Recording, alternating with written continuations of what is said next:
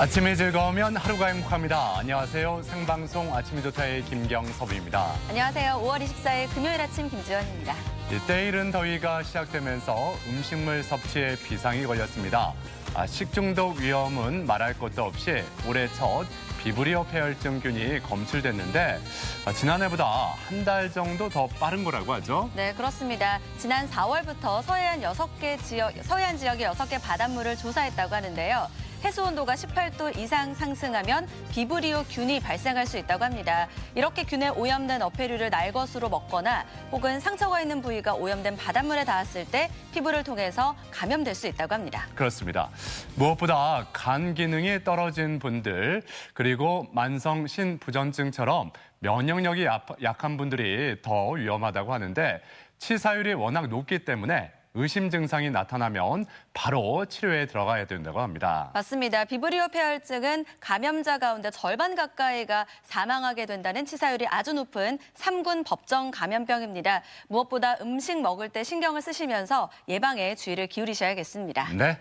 자, 그럼 오늘 날씨부터 알아보죠. 박찬성 기상캐스터. 네, 박찬송입니다. 이렇게 낮 기온이 점점 더 오르고 있는데 오늘과 주말에 몇 도가 더 올라갈지 날씨 전해주시죠. 네, 오늘 전국이 뜨겁게 달아오르는 날씨입니다. 어제보다 더위 심해집니다. 오늘 오전 11시를 기해 서울에는 폭염주의보가 내려지겠고 경기도와 강원도 대부분 지역으로 특보가 확대됩니다. 우리 지역에는 특보가 내려지진 않았습니다. 하지만 지금 대전의 기온은 19.5도인데 한낮에는 32도로 낮 동안 무척 덥겠습니다. 수분 섭취 충분히 하며 건강 잘 챙겨주셔야겠습니다. 기온이 더 올라 우리 지역에도 특보가 발효될 가능성은 있습니다. 발표되는 기상정보 잘 확인해 주시기 바랍니다. 오늘 공기 상태가 나쁩니다. 지금 초미세먼지 농도가 나쁨 수준인데요. 오후에도 비슷하겠고요. 한낮의 자외선 지수는 매우 높은 단계까지 오르겠습니다. 오존 농도는 짙어지겠습니다. 위성 영상입니다.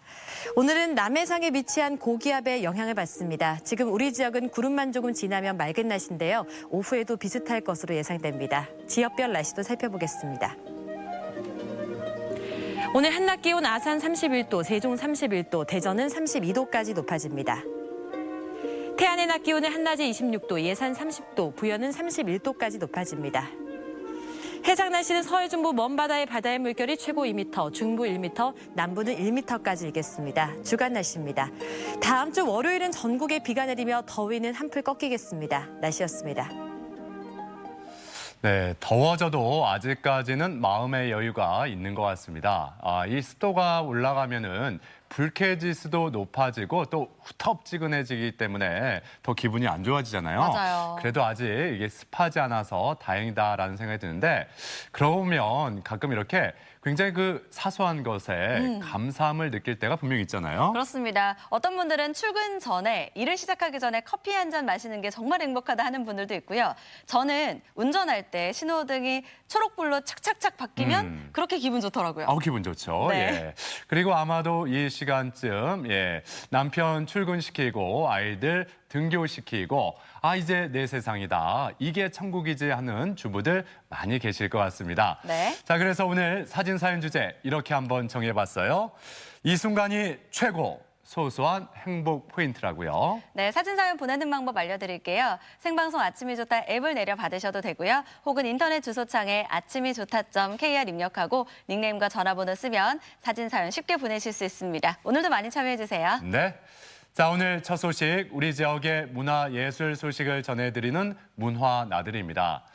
다 아시겠지만 올해 2019년이 대전 방문의 해입니다. 네. 이에 걸맞게 다양한 이벤트들이 펼쳐지고 있는데 문화예술계에서도 이에 걸맞는 많은 공연들을 무대에 올리고 있어요. 그렇습니다. 대전에 대한 애정을요, 춤으로 10가지 춤 이야기로 꾸며낸 대전 신무와 그리고 독특한 인형을 통해서 삶의 위로를 전하는 인형극까지 열정 넘치는 문화다들이 지금 떠나보겠습니다. 대전 방문의 해이자 대전시 출범 70주년을 맞는 2019년. 대전을 알리고 대전을 즐기는 다양한 문화 콘텐츠가 마련된 해이기도 하다. 대중을 사로잡는 특별한 볼거리로 문화도시 대전을 느껴보자.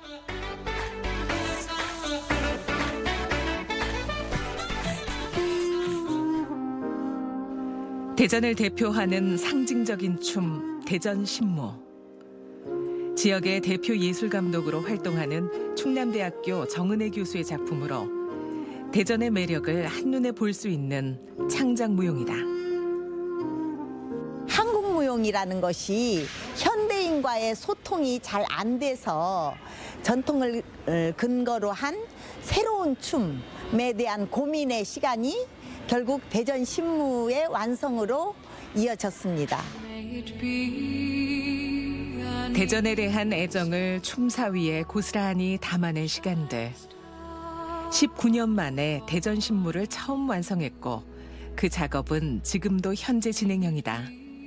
하나하나 독특한 개성이작 담긴 10개가 완성되어야 되기 때문에 음악도 의상도 소재도 전혀 다른 느낌의 춤을 만들려고 무던히 많은 고민을 했습니다. 2019년 5월 관객과 좀 더 가까이에서 호흡하기 위해 원도심을 찾은 9차례의 릴레이 공연.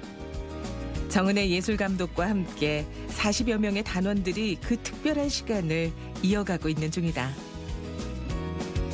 작년 동충당에 이어서 올해 이렇게 공연을 하고 있는데 이런 무대에 설 수 있는다는 것은 저에게 많은 경험과 도움이 되고 제가 성장할 수 있는 기회라고 생각합니다. 앞으로도 열심히 해서 대전 신무를 이끌어 나가고 싶습니다. 지난 주말 야외 공연장에서 펼쳐진 대전 신무 공연. 무용은 특히 동선의 변화가 크기 때문에 공연 시작 전부터 꼼꼼한 확인이 이루어진다. 옳지, 일어나. 옳지, 그렇지. 이거와 이거의 연결이 이렇게 되어야 되는데 아까 네가 빨랐어, 승하나? 그렇지, 제껴. 아우, 바람 때문에 안 된다. 사실 야외 무대라는 것은 조금 집중이 안 되는 그런 부분도 있지만 또 온 가족이 함께 자유스러운 분위기에서 우리 춤을 감상할 수 있는 기회를 드린다는 거, 그런 거에 포커스를 이번에는 좀 맞췄어요. 무대의 특색에 맞게 재편되어 선보인 대전 신무. 그 바탕은 대전의 뿌리부터 인물, 풍경, 그리고 미래 등을 보여주는 이야기로 구성. 모든 소재는 대전에서 시작된다.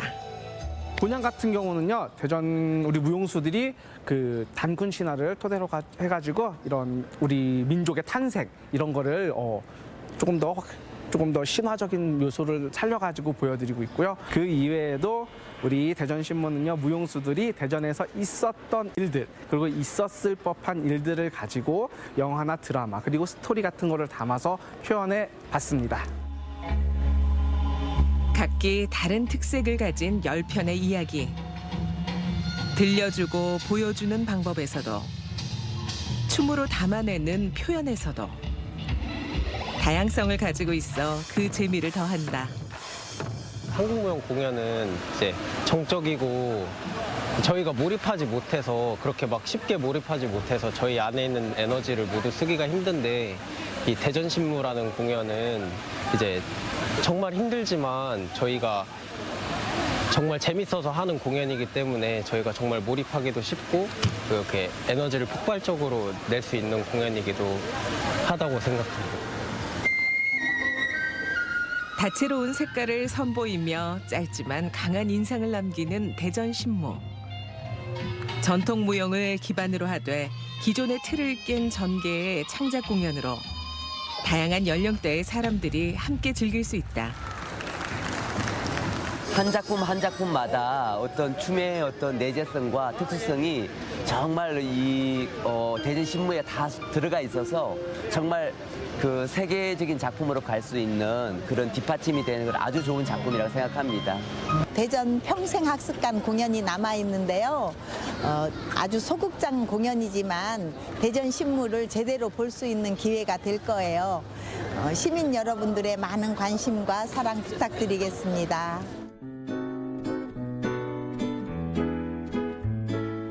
대전 예술의 전당의 2019 연중기획 테마 중 하나인 드라마 컬렉션.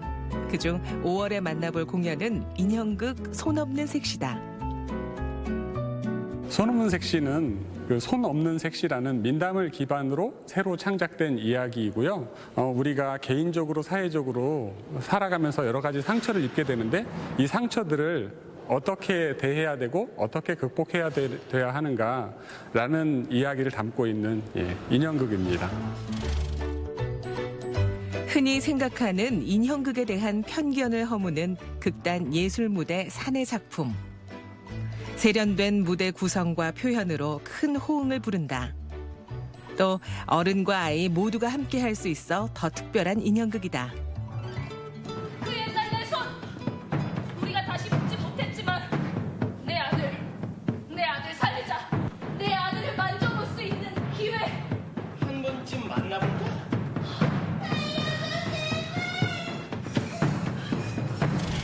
전쟁으로 인해서 남편을 잃은 색시의 손이 색시의 슬픔이 지겨워서 결국 떠나게 되는데요. 그런 색시에게 늙은 아들이 붉은 점이 태어나게 됩니다. 그래가지고 이 붉은 점의 수의를 짓기 위해서 색시는 손을 찾아서 떠나는 여행을 그린 이야기입니다. 한 명의 인물을 하나의 인형으로만 표현하는 것이 아니라 장면마다 다양한 형태의 인형이 등장. 관객들의 상상력을 자극시킨다. 사람이랑 비슷하게만 만드는 게 아니라 때로는 뭐 아주 작게, 때로는 크게, 아니면 머리만 있다던가, 그리고 그런 것들이 인형만 보여지는 게 아니라 배우의 연기와 합쳐져서 보여지면서 관객들은 그 인형의 형태를 상징으로 받아들이고, 그리고 그런 섬세한 감정들이나 표현들은 배우의 연기를 통해서 보게 되는 거죠. 인형과 함께 무대에 등장하는 배우들. 극의 흐름을 보여주는 이야기꾼이자 극의 생동감을 불어넣는 인형 연기자 역할을 한다. 먼저 인형이랑 같이 어떻게 하면 더 재밌게 이야기를 끌고 나갈까에 대한 고민을 많이 하는 것 같아요. 그래서 인형이 어떻게 하면 좀 더 자유롭게 연기할 수 있는지에 대한 고민도 많이 하게 되고, 스스로 이야기를 어떻게 전달할까에 대한 것도 많이 고민되는 것 같아요. 이틀간의 공연을 앞둔 손 없는 색시. 인형극의 매력을 느끼는 동시에 삶의 위로를 담은 따뜻한 이야기에 빠져볼 수 있다. 우선 저희 배역이 다 이름이 이야기꾼이에요. 이야기꾼 1, 2, 3, 4. 그래서 우리 어렸을 때 부모님들이 자기 전에 뭐 우리한테 이야기를 들려주듯이 제가 이렇게 이야기를 들려드리니까 그때 기억을 상상하시면서 자기 전에 이렇게 꿈꾸듯이 즐기시면 됩니다. 전통을 아우르는 대전의 대표 무용과 전 세대를 아우르는 독특한 인형극까지 우리 지역에서 이어지는 다채로운 문화 공연 소식. 2019 대전 방문의 해를 다 함께 즐기면서 더 풍성한 시간을 향유할 수 있다. 네. 인형극이라고 하면은 이 손가락으로 이렇게 움직이는 작은 인형이나 머리에 탈을 쓰고 나오는 정도만 생각을 했었는데 네. 굉장히 그 신선하면서도 특히 어렸을 때 할머니 무릎에서 듣던 옛날 이야기 그런 느낌도 들고 맞아요. 그래서 어른인 저도 이 인형극 꼭 보고 싶다라는 생각이 먼저 들었습니다. 그러니까요. 게다가 인형에 배우들의 표정과 동작까지 어우러지다 보니까 정말 온 가족이 함께 즐기면 정말 좋겠다 이런 생각도 들었고요. 거기다가 또 대전을 춤으로 표현한 대전 신무 같은 경우에는 춤선이 진짜 아름답더라고요. 맞아요. 예. 그런데 그 춤으로 이 설화나 풍습, 인물을 표현한다는 게 그렇게 쉬운 일이 아닐 텐데 대전의 10가지 이야기를 춤으로 표현하기 위해서 얼마나 많은 고심을 했을지 간접적으로도 좀 느껴졌습니다. 네. 자, 오늘부터 공연이 시작된다고 하니까 관심 있는 분들은 함께 하시면 좋겠습니다. 네, 계속해서 만나볼 소식은요. 지난 주말 대구에서 열렸던 펫들의 향연 속으로 한번 가보겠습니다. 요즘은 반려견도 가족이다라고 해서 페팸족이라는 말도 생겨났는데요. 페팸족들에게 도움이 될 만한 소식입니다. 화면으로 만나보시죠.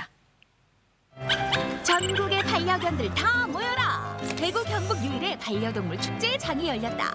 멍이와 냥이, 페팸족이 모두 즐기는 2019 대구 패쇼 현장. 소문 듣고 전시회 나들이 나서 특별한 손님이 있다는데. 안녕하세요, 이남입니다. 5월이라 나들이 많이 가시죠. 반려견 있는 집에는 데리고 어디 갈까 고민하시는데 오늘 제가 봉구와 함께 대구 패쇼에 왔습니다. 야, 벌써부터 아주 봉구가 혀를 날름거리면서 너무너무 좋아하는데 이 친구들에게 어떤 도움이 되는 도구 패션지 봉구와 함께 가보도록 하겠습니다. 가시죠. 출발! 봉구 출발! 남미와 봉구의 패쇼 현장 탐방 고고!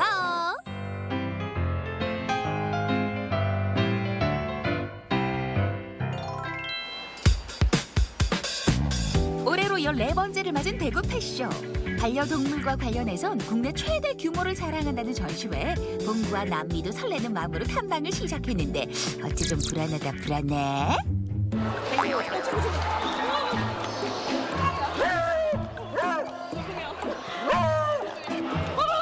죄송합니다. 아니, 괜찮아요. 아니,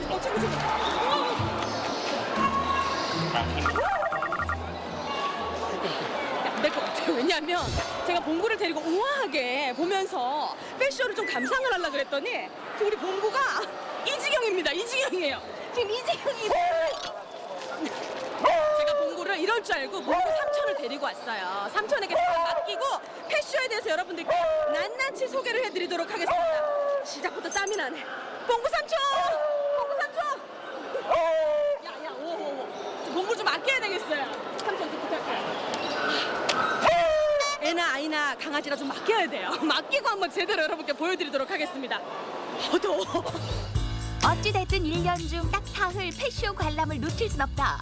대구 경북 유일의 반려동물 축제이니만큼 매년 3, 4만 명이 방문할 정도로 규모를 자랑하는 대구 패쇼. 물론 전국 각지에서 달려온 반려동물들도 전시장을 채운다. 야, 대구 패쇼 진짜 많은 분들이 찾아주고 계신데요. 어떤 쇼인지 굉장히 궁금합니다. 쌤 안녕하세요. 안녕하세요. 와, 정말 많은 분들 계신데 네. 어떤 쇼입니까? 저희 대구 패쇼는 대구시에서 지금 13년째 개최를 하고 있는 역사성이 있는 패쇼입니다. 사실상 요즘 많은 가구들이 반려동물을 키우고 있기 때문에 갈수록 많은 사람들이 방문을 해주고 있어요. 야, 그럼 여기 오면은 이제 폐쇄 관련된 모든 걸 볼 수 있다 이렇게 봐야겠네요. 네, 그렇죠. 어떤 게 또 준비되어 있는지. 저희가 이제 업체들도 많지만은 이제 뭐 건강 상담이라던가 체험거리들이 많이 있습니다. 그래서 다들 구매도 하시고 이제 또 즐기고 가실 수 있는 행사로 보시면 돼요. 저는 많이 오실 줄 알았지만 이 정도 붐빌 줄은 사실 몰랐거든요. 네네. 어마어마합니다. 저도 빨리 좀 많이 더 둘러봐야 될 것 같아요. 반려동물에 관해서 넘는 게 없다는 전시회에 아이디어 상품들도 쏟아진다. 반려동물 공기 샤워 하우스부터 배설물을 자동 처리하는 수세식 화장실, 앙증맞고 편리한 외출용품까지. 반려동물과 가족들에게는 행복한 천국인데 특히 이목을 끄는 제품이 있었으니 원격으로 애견의 상황을 확인하는 IoT 제품이라는데 너무 신기해요. 이게 뭐예요? 반려동물과 함께 해줄 수 있는 돌보미 로봇이에요. 돌보미 로봇이요? 네. 아니 근데 뭐 말을 하는 것도 아니고 네. 할 수 있는 게 뭐가 있는 건데요? 밥을 주는 기능이 있고요. 밥을요? 네. 그래서 사료가 나오는 기능이 있습니다. 야, 누르면 밥 먹을 시간에 맞춰서 사료가 나온다? 네, 예. 불을 켜주는 기능이 있고요. 우와. 그리고 또 말을 하면 음성을 전달해주는 기능이 있어요. 야. 반려동물의 40%가 혼자 있을 때 불안감을 느낀다는데 시간, 장소에 관계없이 반려동물과 대화할 수 있으니 이젠 외출도 여행도 문제없겠다. 이번엔 대구 패션 메인 이벤트인 도그쇼 현장. 한눈에 봐도 포스가 남다르다. 전국에서 네로라는 반려견들이 총출동했는데 여러 항목에 걸쳐 탑 오브 탑을 선발한다고. 야, 도그쇼 현장에 나와 있는데요. 저는 도그쇼 선생님 처음이에요. 그렇죠. 어떤 거예요? 강아지들 미스 코리아 선발대회 하는 것처럼 인물을 뽑는 장소입니다. 슈퍼모델, 미스 코리아. 슈퍼모델. 거의 뭐 프로듀스 101. 네네네, 그렇죠. 아니, 어떤 걸 보는데요? 강아지 걸음걸이도 보게 되고 털 모양도 보게 되고 또 눈 모양도 보게 되고 모든 걸 다 보고 오늘 대구 패쇼 괜찮은 친구들 많이 왔습니까? 많이 왔죠. 전국에서 최고 좋은 개들만 다 와 있습니다. 이야, 오늘 엄청 바쁘시겠어요? 예. 아, 기대되네요. 도그쇼는 단순히 아름다운 개를 뽑는 행사가 아니라 해당 견종의 특성을 가장 잘 갖춘 개를 선발하는 일종의 스포츠. 외양뿐 아니라 건강, 품질, 균형, 컨디션, 태도 6가지 기준에 따라 엄격하게 심사가 이루어진다. 아, 다 좋은데 굉장히 너무 아쉽네요. 안타깝습니다. 이렇게 고를 수 있죠? 털 빛깔이 그야말로 최고 점수 드리겠습니다. 너무 귀엽습니다. 게임 하고 싶네요. 세상에 최고. 오늘 밤 주인공은 오늘을 위해 갈고 닦은 워킹 실력을 뽐내는 참가견들.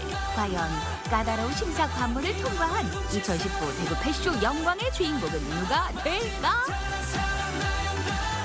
오, 이 친구는 누굴 봤나봐요. 아, 친구 보고. 야, 이 친구는 이름이 뭡니까? 호프예요. 호프 어떤 견종인가요? 아프간 하운드라는 견종이에요. 야, 원래 이렇게 좀 크기가 있는 편이에요? 네, 크기도 있고 털도 있고. 오늘 호프 몇 등 정도 예상하십니까? 이미 끝났는데. 벌써 잠깐만요. 여러분 상 좀 보여드릴게요. 우와, 받으신 거예요? 네. 우와, 이건 몇 등인 거예요? 남자들 중에 1등. 축하드립니다. 감사합니다. 대박. 아니 이거 저희는 진짜 잘 몰라서 그러는데 상금이랑 이런 게 또 따로 있습니까? 아니요, 그런 건 없어요. 아, 이거 명예네요, 명예. 그렇죠. 야, 아니, 어디서 오셨어요? 저는 서울에서.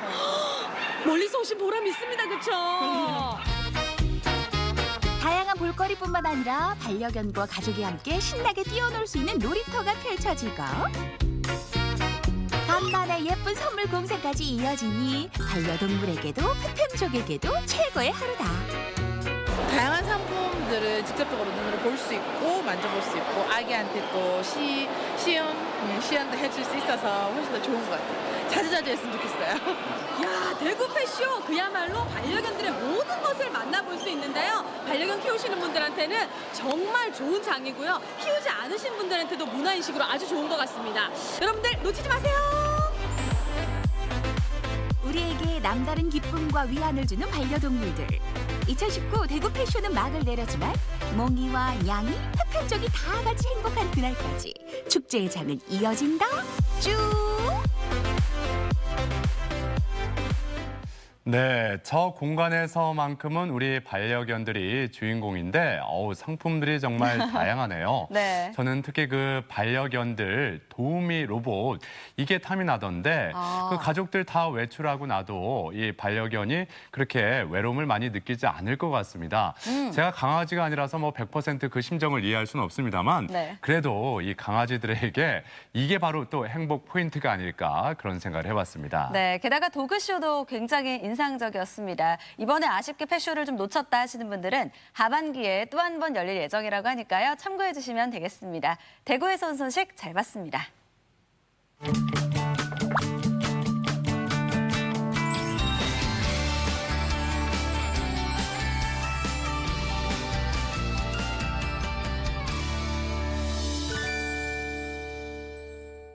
속이 쓰리거나 더부룩한 증상, 또 신물이 넘어오는 증상, 현대인들이라면 누구나 한 번쯤 겪어봤을 만한 그런 증상들 아니겠어요? 네, 그렇습니다. 아무래도 바쁜 일상생활 속에서는 식사를 거르기도 일쑤고요. 자극적인 음식을 많이 먹다 보면 위에도 자극이 좀 되겠죠. 그래요. 누구나 쉽게 겪는 증상들이기 때문에 대수롭지 않게 여길 수 있는 위식도 역류 질환에 대해서 오늘 건강 톡톡 시간에서 자세히 알아보겠습니다. 네. 오늘 도움 말씀을 위해서 소화기내과 전문의 표진실 원장 나오셨습니다. 어서 오세요. 안녕하세요. 안녕하세요.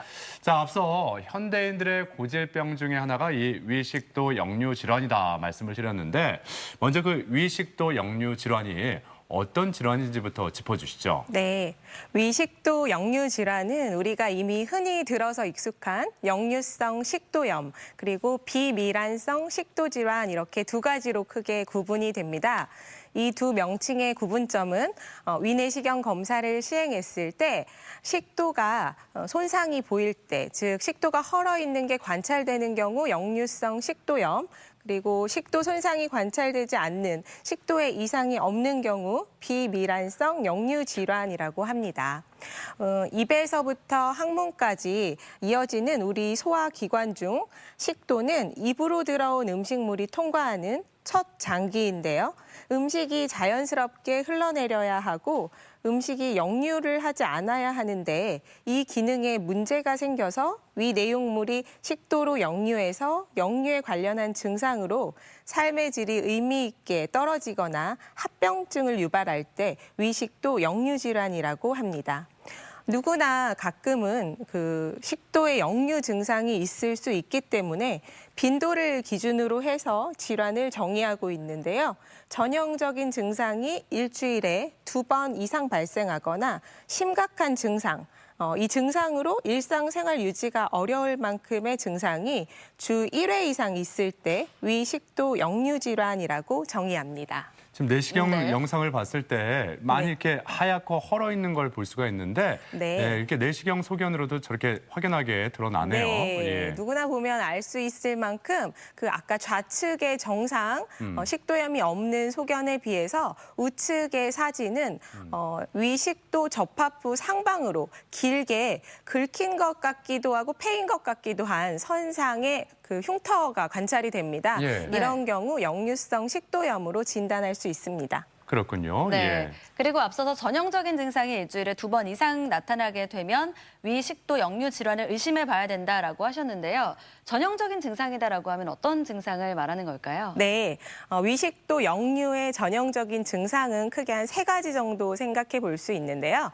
가슴 한가운데가 따갑다 또는 쓰리다, 가슴 한복판이 뜨겁거나 타는 듯한 뜨거운 불편감과 통증이 있다고 할 때, 또 목구멍이나 입으로 신물 또는 쓴물이 올라온다고 할 때 역류의 전형적 증상이라고 보고 있습니다.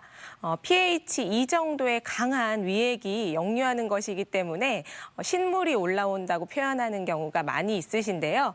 위액에는 담즙도 섞여 있기 때문에 쓴물이 올라온다, 입이 쓰다라고 표현하시는 경우도 역류의 전형적 증상으로 보고 있습니다. 네. 아무래도 우리나라 사람들은 맵고 짜고 이런 자극적인 맛을 좋아하기 때문에 네. 위가 많이 상했을 것 같다라는 네. 생각이 들거든요. 실제로 이 위 식도 역류 질환에 있는 환자들이 어느 정도 됐는지도 궁금하네요. 네, 최근에 한 대규모 국내 연구에서 약 330만 명의 환자가 있다고 추정을 할 만큼 위식도 역류 질환은 이제 흔한 질환입니다. 대략 잡아 한 10% 전후로 유병률을 보고 있습니다. 하지만 여기서 간과하지 말아야 할 점은 앞에서 말씀드린 바와 같이 위식도 역류 질환은 크게 내시경에서 손상이 보이는 역류성 식도염과 내시경 손상이 없는 내시경적으로는 깨끗한 위식도 역류 질환으로 구분을 하는데 대부분의 이런 추산된 환자 수나 유병률은 역류성 식도염만을 기준으로 하기 때문에 실제 환자가 증상은 호소하지만 내시경으로 보이지 않는 비미란성 역류 질환 환자까지 합해서 생각해 본다면 그 유병률은 실제 훨씬 더 많을 것으로 생각하고 있고 10%가 훨씬 넘을 것으로 추정하고 있습니다. 네, 아무래도 식습관과의 상관관계도 좀 있지 않을까 이런 생각이 드는데요. 이렇게 위식도 역류 질환 환자 수가 늘어나는 것도 식습관 때문이다 이렇게 봐도 될까요? 네, 꾸준히 증가하고 있는 추세의 원인은 확실하지는 않습니다만 크게는 서구화된 식습관 그리고 비만한 인구의 증가가 원인이 되지 않을까 생각하고 있습니다. 실제로 미국이나 서구 유럽에서는 그 전체 인구의 20%가량을 위식도 역류 질환 환자로 보고 있는데요. 미국의 최근 한 연구에서는 미국 성인들 전체 6에서 12%의 성인이 거의 매일 역류로 인한 가슴 쓰림을 호소하고 있는 것으로 보고하고 있고 또 전체 성인의 약 30%가량이 한 달에 한 차례 이상 역류로 인한 가슴 쓰림을 호소한다고 할 만큼 미국이나 서구에서는 흔한 질환입니다. 우리나라에서는 1980년대까지만 해도 한 1.3% 정도의 유병률이 보였었는데요. 2006년 발표에서 약 8%, 그리고 최근에는 꾸준히 10% 이상으로 보고가 될 만큼 약 20년간에 걸쳐 꾸준히 증가 추세를 보이고 있습니다. 이러한 증가하는 유병률이 미국이나 서구처럼 20%대까지 올라갈지는 아직 잘 모르지만 주변에서 굉장히 흔하게 접할 수 있는 질환임에는 틀림없겠습니다. 네. 이 음식물이 소화 과정에서 역류한다는 거는 그 관련 기관들, 뭐 위, 식도 이런 쪽에 문제가 생겼기 때문 아니겠습니까? 네. 정확히 어디에 탈이 나면은 이런 증상들이 나타날 수 있을까요? 네, 음식물을 입에서 삼켰을 때 식도 안으로 내려가면 이게 흘러내려가야 되고 또 내려간 위 음식물은 다시 역류하지 않아야 하는데 이러한 기능에 문제가 생긴 것이 위식도 역류 질환입니다. 위와 식도 사이에는 굉장히 복잡한 구조로 되어 있기 때문에 어떤 한 가지 문제만으로 한 가지 이유만으로 역류가 발생한다고는 할 수 없지만 이러한 다양한 구조물 중에 가장 중요한 것이 위와 식도의 경계에 있는 식도 조임근입니다. 위식도 조임근 또는 괄약근이라고 하는 이 근육은 위와 식도 사이에서 이렇게 꽉 잡아주는 문 같은 기능을 하는데요.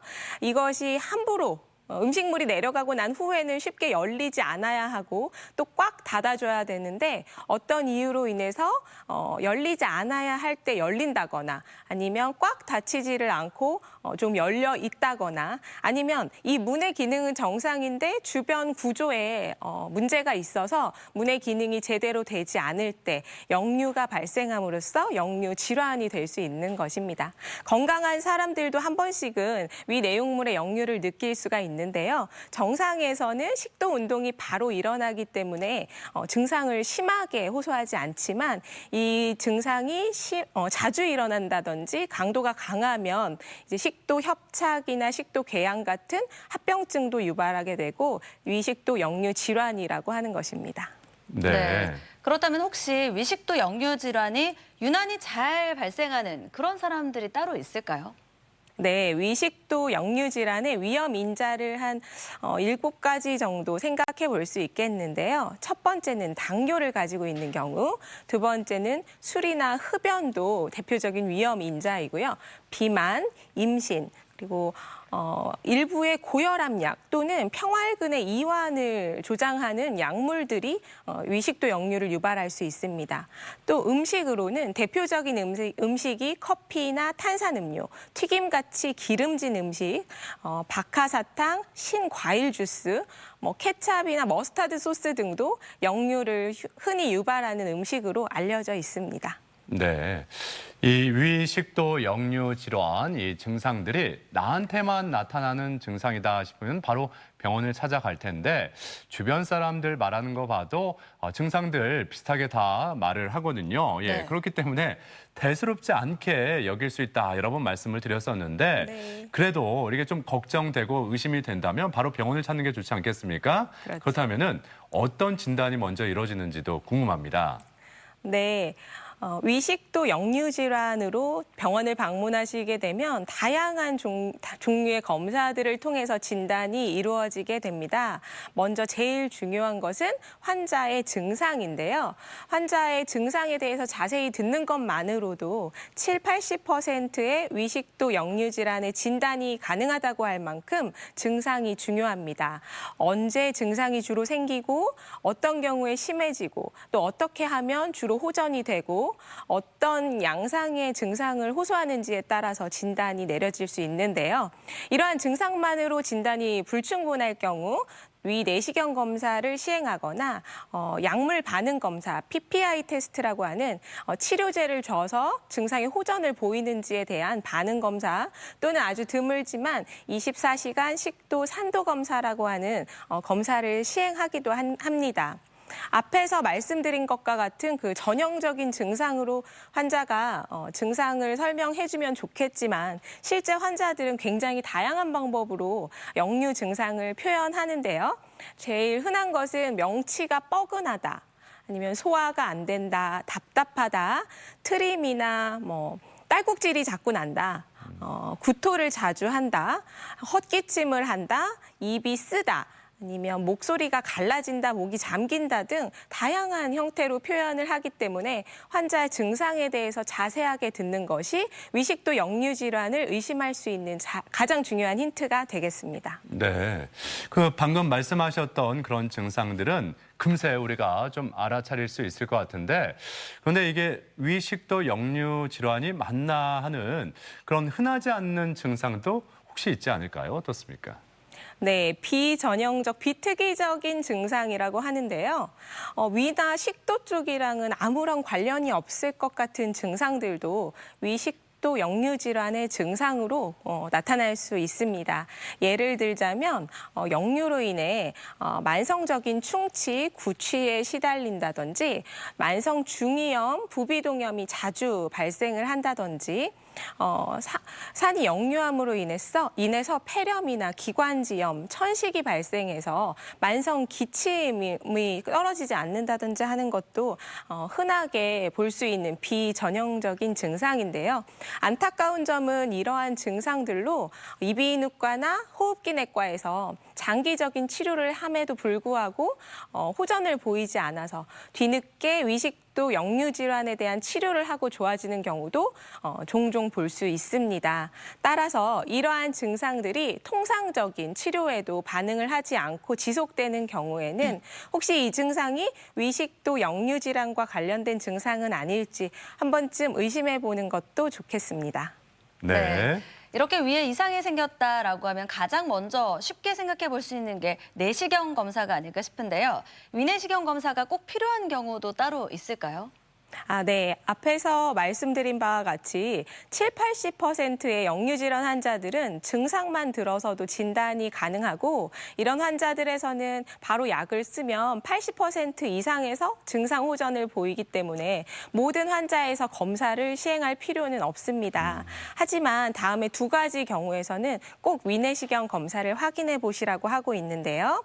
첫 번째는 증상이 매우 심해서 삶의 질이 저하될 만큼 심한 경우, 즉 이렇게 증상이 심하다는 것은 단순히 어떤 기능적인 문제가 아닌 구조적인 질환을 가지고 있을 가능성이 있기 때문에 확인을 하시도록 권유하고 있습니다. 실제로 위암이나 식도암 같은 질환의 증상들은 역류성 식도염 증상과 겹쳐지는 부분이 굉장히 많고 아무리 자세하게 증상에 대해서 듣는다고 하더라도 완벽하게 감별 진단이 어렵기 때문에 위암이나 식도암 같은 다른 질환이 동반된 것이 아닌지 확인을 하셔야 되고요. 두 번째는 첫 번째 얘기와 일맥상통하는 내용이기는 한데 경고 증상이 있는 경우입니다. 경고 증상이라고 하는 건 이건 단순한 어떤 기능적인 문제에서 나타날 수 없는 좀 심각한 증상들을 말하는 것인데요. 대표적인 게 구토, 토혈이나 혈변 같은 위장관계 출혈이 의심되는 증상, 원인 모를 빈혈이 동반될 때 또는 원인 모를 체중 감소. 여기서 체중 감소라고 하는 거는 2~3kg 정도의 그 주관적인 체중 감소가 아니라 자기 체중의 약 10에서 20% 가량의 체중이 원인 모르게 변할 때 의미 있다고 봅니다. 그래서 이런 체중 감소가 동반된다거나 복부에, 특히 상복부에 종괴가 잡힌다든지 만져진다든지 하는 경우, 음식물이 자꾸 걸려서 쉽게 내려가지 않는다고 할 때는 꼭 위내시경 검사를 통해서 다른 구조적인 질환이 동반되어 있는 것은 아닌지 확인이 필요합니다. 그런 급격한 체중 감소가 있을 때 의심해 볼 필요가 있다 말씀하셨잖아요. 네. 근데 그 다이어트 하는 분들 이렇게 체중이 갑자기 빠지면은 나 다이어트에 성공한 게 아닌가 이런 생각을 먼저 할 수도 있는데 어떻게 좀 감별이 필요할까요? 네, 그래서 체중이 많이 변했다고 하는 환자들에서는 그럴 만한 이유가 있는지를 먼저 물어봅니다. 그래서 환자가 운동량이 늘었다거나 체중 관리 중이라거나 식사량의 변화가 심할 경우에는 일단 원인 모를 체중 감소는 아니라고 보는데요. 일부 환자들에선 사람들이 주변에서 살이 많이 빠졌다고 한다. 아니면 모처럼 체중을 재봤는데 앞자리가 바뀌어 있더라. 이런 경우에는 원인 모를 의미 있는 체중 감소로 보고 위내시경 검사를 시행할 것을 권하고 있습니다. 그렇군요. 예. 네. 자, 이렇게 위식도 역류 질환이 진단이 되면 치료에 들어가야 될 텐데 어떤 치료 방법들이 있을까요? 네, 위식도 역류 질환의 치료는 크게 세 가지로 나누어 볼 수 있습니다. 첫 번째는 생활 습관 개선이고요. 두 번째는 약물 치료, 세 번째는 수술적 치료입니다. 이 중 수술적 치료는 약물 치료에 반응을 하지 않거나 약을 꾸준히 복용하기 힘든 환자의 경우에서 매우 제한적으로 시도되는 치료이기 때문에 대부분의 치료는 생활습관 개선과 약물 치료에 의존한다고 볼 수 있습니다. 이 중에서 생활습관 개선이라고 하는 것은 약물 치료와 동반해서 또 약물 치료 이전에 필히 시도되어야 하는 것으로 앞에서 말씀드린 위험 요인들을 제거하는 것입니다. 술, 담배를 줄이고 살을 빼고 잘못된 식사 습관을 바꾸고 하는 것인데요.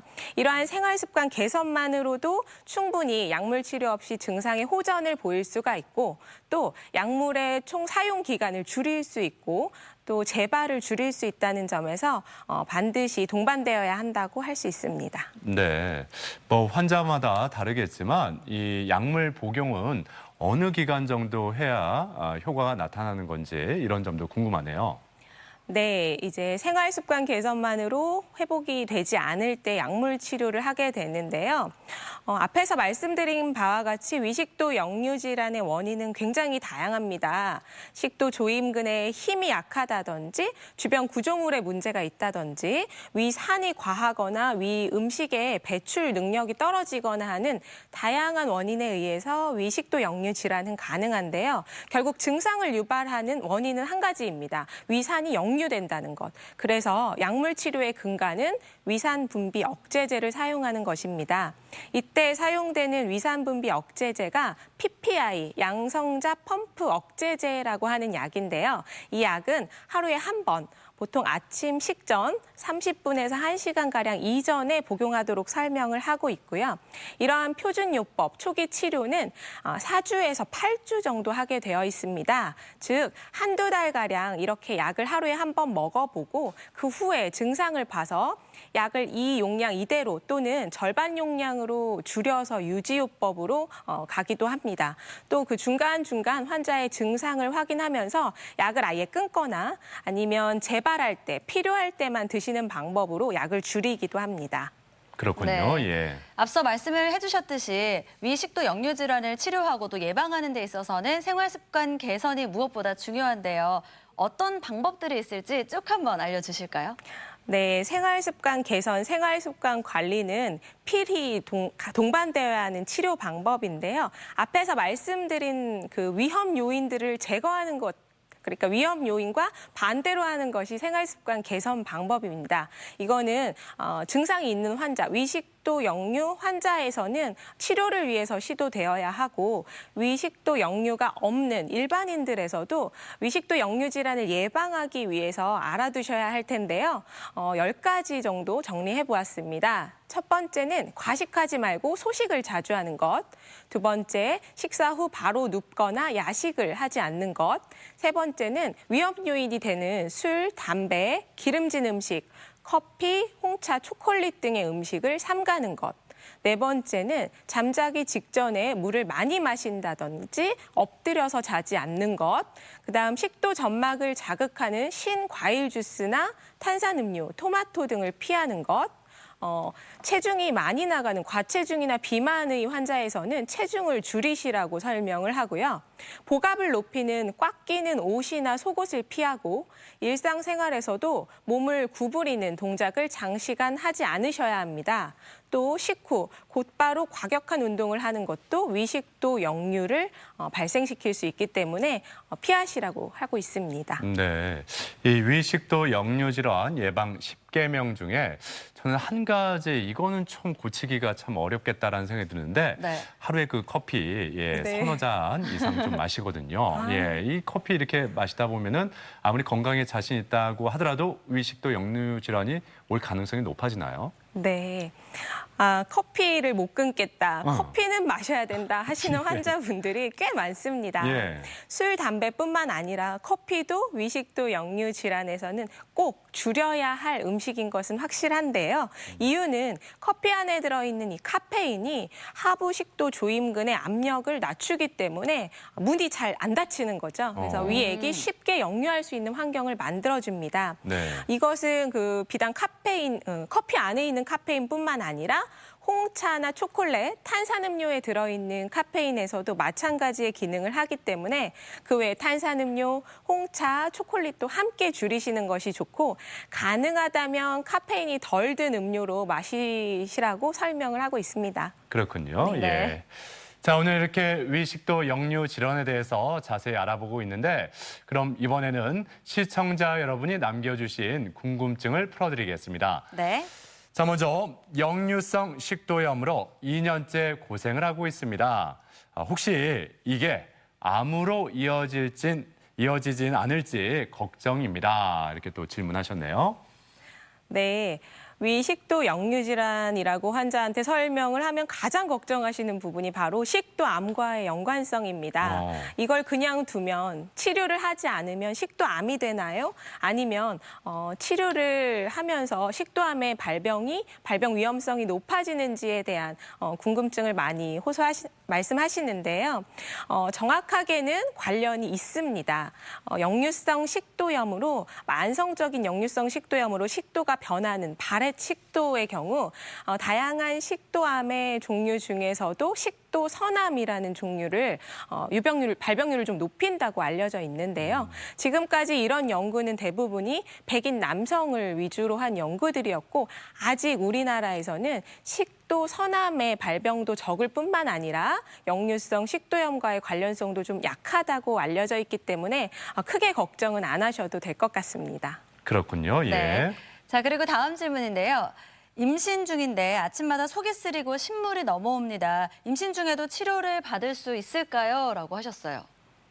네, 임신 전에는 증상이 없으셨던 많은 분들이 임신 후에 역류 증상을 호소하시는 경우를 많이 봅니다. 임신을 하게 되면 태아가 커지면서 자궁이 함께 커지기 때문에 이것이 복부를 압박하게 되고 복압을 높일 뿐만 아니라 임신과 관련된 호르몬이 위식도 역류를 유발하기 쉬운데요. 대부분의 임신하신 환자분들은 약을 복용하는 것을 꺼리기 때문에 일단 생활습관 개선에 대해서 충분히 설명을 드리고 사실 치료에 사용되는 양성자 펌프 억제제는 임신 기간에 사용해도 괜찮은 약입니다. 하지만 가능하면 임신 초기 12주가량은 약을 피하시고 생활습관 개선으로 증상을 조절해 보시라고 권하고 있습니다. 네. 자, 그리고 다음 질문에 대한 답변을 드리죠. 약을 먹어도 역류성 식도염이 계속 재발하고 있습니다. 이렇게 오랫동안 약을 먹어도 괜찮을까요? 네, 이상하게 약을 끊으면 증상이 또 옵니다 하는 경우가 많이 있는데요. 네. 이 역류성 식도 질환은 어떤 구조적인 문제, 완치를 목적으로 하는 구조적인 문제가 아니라 관리하는 질환, 만성적인 관리 질환이기 때문에 당연히 약을 줄이거나 끊으면 증상이 재발할 수 있습니다. 그래서 장기적으로 복용하는 환자들도 많고 생활습관 개선 노력을 하지 않은 채로 약에 의존하는 경우들도 많이 보게 되는데요. 최근에는 이 치료에 사용하는 양성자 펌프 억제제가 위산의 분비를 줄이고 또 칼슘 흡수를 억제함으로써 골절의 위험성을 높이고 골다공증의 위험성을 높인다는 그런 보고가 있습니다. 대부분 이런 위험성은 아주 장기간 고용량으로 복용했을 때 논의된 것이기는 하지만 가능하면 약에 대한 의존을 줄이시고 생활습관 개선을 꼭 같이 하셔야 되고 또 중간중간 증상의 호전 여부를 봐가면서 약의 용량을 줄인다든지 필요한 때만 먹는다든지 하는 방식으로 약을 줄이시는 것이 도움이 될 것 같습니다. 네. 자, 이렇게 위식도 역류 질환에 대해서 알아봤고요. 다음 이 시간에는 한방으로 치료하는 체질별 하절기 건강관리법에 대해서 알아보겠습니다. 궁금한 점 있으신 분들은 게시판에 남겨주세요. 자, 지금까지 도움 말씀에 내과 전문의 표준실 원장과 함께했습니다. 오늘 말씀 고맙습니다. 고맙습니다. 감사합니다. 계속해서 우리 지역 날씨 알아보죠. 박찬송 기상캐스터. 네, 우리 지역 대부분 한낮 기온이 30도를 넘기겠습니다. 오늘 어제보다 더운 날씨입니다. 전국 곳곳으로 폭염주의보는 확대되겠는데요. 우리 지역에는 특보가 내려지진 않았지만 오늘 한낮 기온이 대전은 32도 예상됩니다. 이 맑은 날씨라 햇볕이 강하게 내리쬐기 때문에 한낮의 야외 활동은 피하는 것이 좋고요. 수분 섭취 충분히 하며 건강 잘 챙겨주셔야겠습니다. 오늘 공기가 탁합니다. 현재 초미세먼지 농도가 나쁨 수준입니다. 오후에도 비슷하겠고요. 한낮의 자외선 지수는 매우 높은 단계까지 오르겠습니다. 오존 농도는 짙어질 것으로 보입니다. 위성 영상입니다. 오늘은 남해상에 위치한 고기압의 영향을 받습니다. 지금 우리 지역은 구름만 조금 지나면 맑은 날씨인데요. 오후에도 비슷할 것으로 예상됩니다. 지역별 날씨도 살펴보겠습니다. 오늘 한낮 기온 아산 31도, 세종 31도, 대전은 32도까지 높아집니다. 태안의 낮 기온은 한낮이 26도, 예산 30도, 부여는 31도까지 높아집니다. 해상 날씨는 서해 중부 먼바다의 바다의 물결이 최고 1m, 중부 1m, 남부 역시 1m까지 일겠습니다. 주간 날씨입니다. 다음 주 월요일은 전국에 비가 내리며 더위는 한풀 꺾이겠습니다. 날씨였습니다. 생방송 아침 좋다는 항상 가족 여러분의 참여를 기다리고 있습니다. 방송 보시면서 궁금했던 점이나 좋은 방송 소재 있으면 언제든지 연락만 주시면 되겠습니다. 네, 오늘은 여러분께서 행복한 소소한 순간들 사진 많이 보내주셨거든요. 하나씩 보시죠. 1503번님, 저는 2주마다 독서 모임을 갖는데 와. 모임을 위해 꼭 책을 읽습니다. 책을 읽고 생각 나누게 하는 시간이 소소한 행복이죠.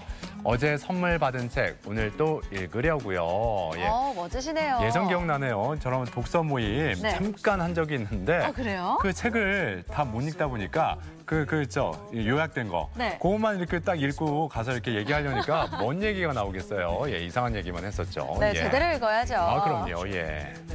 2411번님, 8개월 된 아기가 있어서 외출이 쉽지 않은데요. 요즘 아기랑 커피숍을 가면 그렇게 행복하더라고요.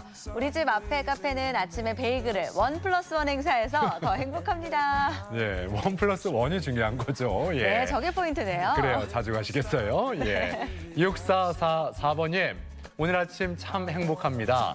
둘째를 기다렸는데 아침에 우리 가족에게 온 걸 알았습니다. 와. 셋에서 넷이 된다고 하니까 너무너무 행복합니다. 이렇게 보내주셨는데. 와, 축하드려요. 축하드립니다. 저는 첫째에서 둘째인 줄 알았는데 셋째에서 넷째가 또 이렇게 된다고 하니까 더 축하드립니다. 네. 7813번님. 제가 좋아하는 퀼트를 하면서 오늘도 소확행을 느낍니다. 얼마 전에 선물한 카드 지갑을 지인이 잘 썼다고 하니까 정말 행복했어요. 이걸 직접 만드시는 거잖아요. 솜씨가 정말 대단하시네요. 그래요. 예. 너무 예뻐요. 탐납니다. 예. 저희도요. 7810번님, 신랑과 아이들이 다 나가면 베란다에 있는 상추와 고추, 당귀에게 물 한 번씩 주면서 얼마나 자랐나 보는 게 또 이 아침에 느끼는 소소한 행복 포인트입니다. 예. 잘 자라고 있는 것 같은데요. 그래요. 물 주시면서 한마디씩 하겠죠. 네. 예. 잘 지냈니? 잘 자라라. 이렇게. 7782번님, 생애 첫 해외여행 갔을 때가 제일 행복했습니다. 모든 잡념을 내려놓고 스카이트리, 관람차, 배 타면서 멋진 모습 볼 수 있었어요. 또 가고 싶어요. 해외여행 다녀오셨군요. 예. 얼마나 재밌었겠어요. 그러니까요. 관람차, 배도 타시고. 네. 3339번님.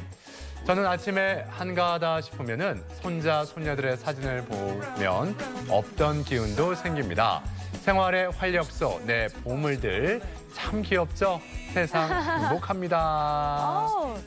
넷이 다 닮았어요. 그래요. 이렇게 가족 사진도 네. 참 보기 좋습니다. 예. 6204번님, 논산에서는 월수금 저녁에 시민공원에서 동고동락 건강체조를 합니다. 음악을 크게 하고요. 엉덩이를 실룩실룩 흔들면서 따라하는 재미. 이게 바로 소소한 행복이구나 느낀답니다. 그래요. 이런 공원에서 혼자 이렇게 춤추고 싶어도 멋쩍어서 못 추는데 이렇게 여럿이 추다 보면은 용기 내서 가서 이렇게 슬그머니 이렇게 춤을 출 수 있는 거 아니겠습니까? 네. 예, 즐겁게 생활하고 계신 것 같아서 다 보기 좋습니다. 예. 자, 이렇게 오늘도 많은 분들이 사진 참여해 주셨는데 모든 분들께 감사드리고 세 분께 행운을 전해드리죠. 네, 계속해서 우리 지역의 문화행사 소식도 알려드릴게요. 2019 대전 수제맥스 페스티벌이 30일부터 6월 2일까지 대전 엑스포과학공원 한비탑 광장에서 열리고요. 음악 앙상블 디악의 정기 연주회는 26일 오후 5시 대전 시립연정국악원 작은 마당에서 펼쳐집니다.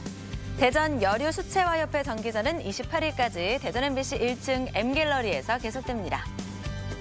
스승과 제자 동행 콘서트가 내일 저녁 7시 30분 대전 소울 브릿지에서 열립니다.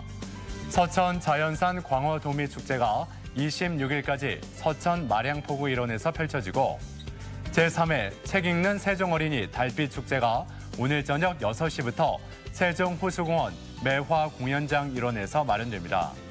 우리 지역의 문화 행사 축제와 함께 즐거운 주말과 휴일 보내셨으면 좋겠습니다. 세종시 출발과 함께 탄생을 같이 한 세종시 한솔동. 시민이 주인이 되는 시정을 구현하기 위해서 동장도 주민 손으로 직접 선출했다는데요. 배려와 소통으로 정이 넘치는 마을 공동체를 만들어가는 한솔동 사람들의 이야기. 월요일에 만나보겠습니다. 네, 이 날이 더워져서 평소보다 요즘에 물을 더 많이 찾게 되는데 네. 이렇게 물을 많이 마셔야 여름철에 더 많이 발생하는 요로결석이나 기립성 저혈압을 막는 데 도움이 된다고 하죠. 네, 그렇습니다. 그런데 날이 덥다 보니까 찬물이나 얼음물 많이 드시는 분들 계실 텐데요. 그것보다는 생수를 끓여서 따뜻하게 드시는 게 더 좋다고 하니까 참고해 주세요. 맞아요. 예, 덥다고 그냥 찬물을 벌컥벌컥 마시기보다는 이렇게 따뜻한 물을 조금씩 나눠 먹는 게 더 효과적이라는 거 다 알고 계실 것 같습니다. 네.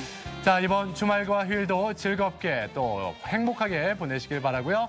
저희는 다음 주 월요일 아침 8시 30분에 다시 인사드리겠습니다. 함께해 주신 여러분 고맙습니다.